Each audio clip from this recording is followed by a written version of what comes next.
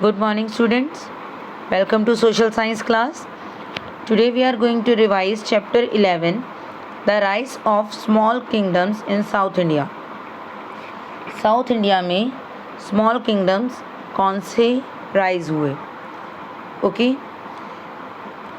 In medieval period, that is from 700 to 1200 CE, in this period we have seen many changes in South India and North India.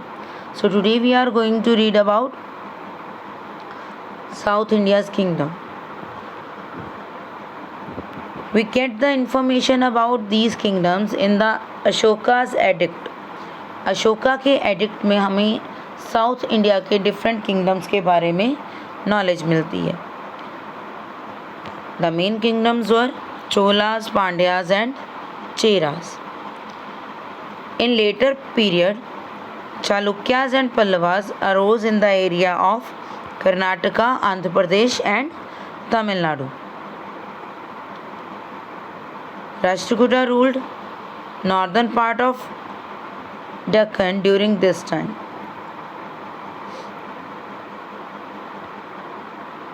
अशोका's edict. Ashoka के addict में इनकी information मिलती है क्योंकि उस time पर main king जो था वो अशोका था. तो अशोका के टाइम पीरियड में साउथ इंडिया के लोगों की, साउथ इंडिया के किंग्स के बारे में रिटर्न नॉलेज मिलती है. Now what are edicts? Edicts are the return material on the stone pillars. जो पत्थर हैं, जो रॉक्स हैं, उन पर इस तरह से जो रिटर्न मटेरियल है, you can see the there is something written on the pillar. यहाँ पर स्टोन्स पर कुछ लिखा गया है, रॉक पर बड़ी सी, इन सम अदर लैंग्वेज. तो ये है एडिक्ट्स. इन एडिक्ट्स में साउथ इंडिया की किंगडम्स के बारे में हमें नॉलेज मिलती है. Mainly in this chapter we are going to read about Cholas and Pandyas. Okay, and they are saying कि चालुक्या और पल्लवास के एरिया कौन सा था? कर्नाटका, आंध्र प्रदेश एंड तमिलनाडु. और जो राष्ट्रकूटास थे, they were ruled over Deccan area. वो डेक्कन एरिया पर रूल कर रहे थे. Okay, so in this chapter we are going to read about Cholas and Pandyas. Firstly, here is Cholas. The beginning of medieval period saw the expansion and rise of Chola Empire.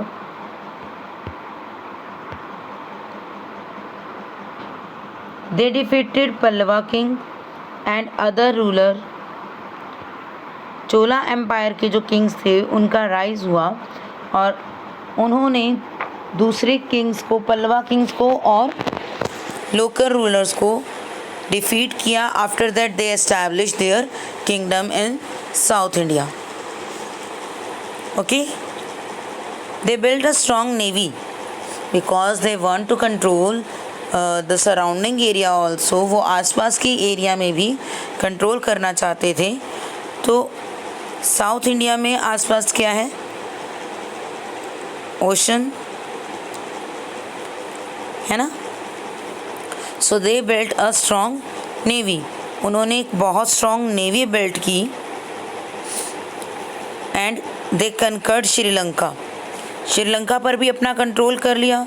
South east Asia, जो नीचे के areas हैं south east के, उन पर भी अपना control किया. साउथ ईस्ट एशिया के कौन से एरियाज़, जो इंडोनेशिया वगैरह साइड की कंट्रीज़ हैं, स्मॉल कंट्रीज़, उन कंट्रीज़ पर.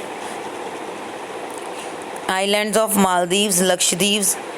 Okay, and spread Indian culture. कहाँ कहाँ पर कंट्रोल किया उन्होंने? श्रीलंका पर, Maldives, okay, and Lakshadweep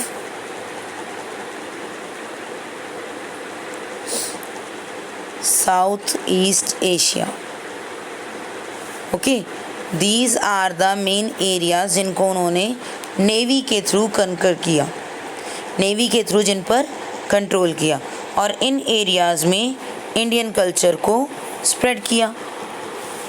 okay, so the founder of Chola kingdom was Vijayalaya who defeated Pallavas. Who was the founder of Cholas? Vijayalaya, who defeated Pallavas. Okay, and they extended their area from Nellore to Pudukkottai and Mysore to Madras. Nellore से Pudukkottai area तक और मैसूर से मद्रास तक Chola kingdom established था। And who established? Vijayalaya. Very good, speak again. Who established Chola kingdom? Vijayalaya. Who was the founder of Chola kingdom? Vijayalaya. The answer is the same. Okay. His grandson Prantaka I defeated Pandya kingdom kings of Madurai and ruled for 46 years. जो विजयालया था उनका grandson 46 years तक उसने rule किया, और name उसका क्या था? Parantaka. What is the name? Parantaka one. Okay, Parantaka one किसका ग्रैंडसन था? विजयालया का। Very good. And he defeated Pandya Kings also. उसने मदुरई के पांड्या किंग्स को भी हरा दिया, और 46 ईयर्स तक उसने रूल किया उस एरिया में। The empire rose as the supreme power under the greatest king Raja Raja one. Now who is the greatest king? Raja Raja one. Under the rule of Raja Raja one they were at their supreme power, they were at their peak. वो सबसे ऊंचाइयों पर थे। Okay, Raja Raja one pursued a policy of conquest for 14 years. Raja Raja one ने 14 years तक अपने area को बढ़ाने के लिए दूसरे एरिया पर अटैक करने की पॉलिसी स्टार्ट रखी। एंड कंकर्ड चालुक्य किंगडम, उसने चालुक्य किंगडम जो वेंगी का चालुक्य किंगडम था उस पर कंट्रोल किया, एंड केरला और मदुरई को भी कैप्चर कर लिया। He also built the famous temple राजराजेश्वरा। Tanjore में फेमस टेम्पल है, ये जो आपको दिख रहा है, that is Rajarajeshwara temple, and the temple is on the name of king Raja Raja one. Okay, the walls of the temple depict his conquest. इस टेम्पल की वॉल्स पर उसके जो उसने कंकर किए थे, जो कंक्वेस्ट किए अपने एरिया में, दूसरे एरियाज़ को मर्ज किया, उन सब के बारे में रिटन में भी है और उनकी पिक्चर्स भी हैं। Okay, Rajendra Chola was the son of Raja Raja one and he succeeded Raja Raja one. Okay, and ruled for 28 years. Rajendra Chola ने 28 ईयर्स तक रूल किया, प्रांतका ने 46 तक, और राजा राजा वन ने 14 ईयर्स तक अपनी कंक्वेस्ट पॉलिसी स्टार्ट रखी। Okay, Raja Raja one was succeeded by Rajendra Chola and he expanded his territory over Andaman Nicobar Island, Sumatra, Malya, Pigu. He defeated Pala king Mahipala of Bihar. Palas were at Bengal and Bihar area. पालास कहाँ पर rule करते थे? बंगाल और Bihar area में। Okay, तो जो राजेंद्र चोला था उसने अंडमान निकोबार, सुमात्रा, माल्या, पीगू, ये साउथ ईस्ट एशिया की कंट्रीज़ हैं, इन कंट्रीज़ पर रूल किया, और इंडिया में उसने महिपाला, जो पाला डायनेस्टी का किंग था, उसे डिफीट किया और उस एरिया को भी अपने एरिया में मर्ज कर लिया। And then he took the title of Gangai Kondai. Gangai Kondai means the victor of Ganga, Ganga को जीतने वाला। Okay, who took the title of Gangai Kondai? Rajendra Chola. Very good. And what is the meaning of Gangai Kondai? Victor of Ganga. Good. Constant wars and internal conflict led to the disintegration of Chola Empire in about 1279. Due to these all wars, Chola Empire जो था वो decline होना start हो गया। Disintegrated means parts में divide हो गया। ठीक है, 1279 CE तक। And the rise of Hindu kingdom Vijayanagar gave the final blow to Chola dynasty. और जैसे ही विजयनगर एम्पायर एस्टैब्लिश हुआ तो चोला डायनेस्टी जो थी वो टोटली ख़त्म हो गई। Now do you know, Raja Raja spread the message of Vedas among the common people. जो राजा राजा किंग था उसने लोगों तक वेदास को पहुंचाया, लोगों को कहा कि वेद पढ़ने चाहिए। The Kings performed Ashwamedha yagya to celebrate their conquest. Kings Ashwamedh यज्ञ स्टार्ट करते थे, शुरू करते थे, परफॉर्म करते थे टू शो देयर सुपरमेसी, अपनी सुपरमेसी को, अपने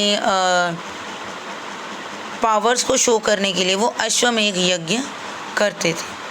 ओके, अश्वमेध यज्ञ मीन्स आपने रामायण में देखा होगा बेटा, जो हमारे राम थे, किंग राम, जो उन्होंने भी अश्वमेध यज्ञ किया था। तो एक जो अश्व मीन्स घोड़ा, उसे खुला छोड़ देते हैं और वो जो घोड़ा है, जो अश्व है, उसके साथ सोल्जर्स मूव करते हैं और वो हर किंगडम से मूव करता है।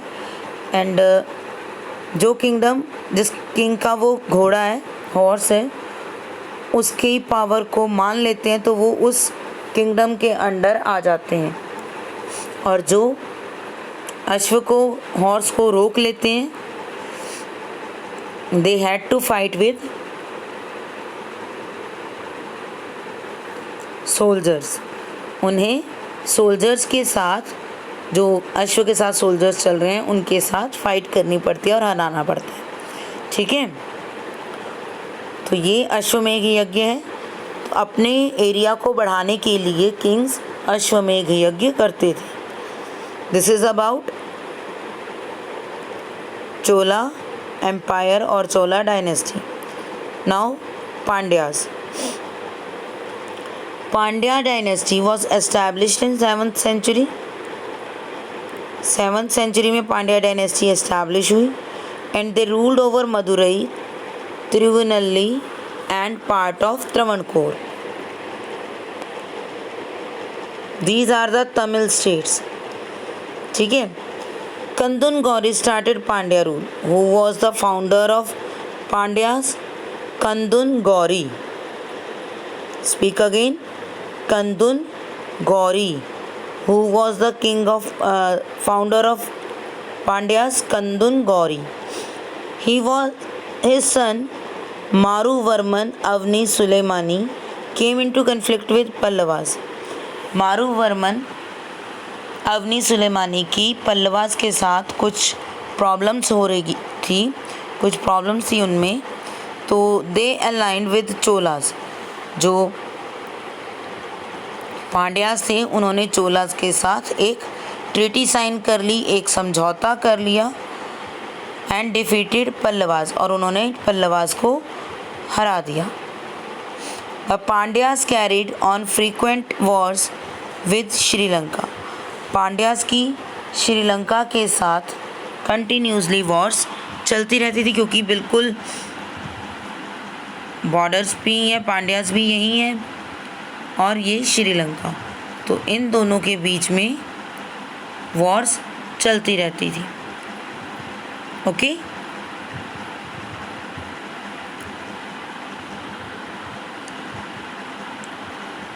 In 11th century, they compelled to submit their supremacy to mighty Cholas. उन्हें कंपेल किया गया कि वो चोलास के अंडर आ जाएं, चोलास के किंगडम का एक पार्ट बन जाएं। बट इन 13th century they asserted their independence under Jalavarman Sundara Pandya. उन्होंने अपना फ्रीडम फिर से पा लिया। They asserted their freedom under Jalavarman Sundara Pandya. Speak again the name, Jalavarman Sundara Pandya. Okay, and who ruled from 1251 to 1272 CE. Gradually, Pandya became the main power in the south India. South India की सबसे बड़ी power बनता जा रहा था Pandyas. And unfortunately a civil war broke among a number of contenders of throne and this kingdom declined. जो इस kingdom के कंटेंडर्स ऑफ थ्रोन का क्या मतलब है? राजा बनने के लिए जितने भी कैंडिडेट्स थे, जितने भी प्रिंसेस थे, उनके बीच में एक वॉर स्टार्ट हो गई। And because of this civil war आपस में ही जो ब्रदर्स थे या जो भी थे वो आपस में ही वॉर में इंगेज हो गए। And because of this war this kingdom declined. Okay, ये किंगडम डिक्लाइन हो गया। मुस्लिम इन्वेडर्स जो थे वो they invaded that area, plundered and looted. उन्होंने यहाँ से बहुत सारा सामान लूट लिया, इस एरिया को बहुत ज़्यादा लूटा। Okay, and Pandya kingdom was absorbed in the kingdom of Vijayanagar 16th century।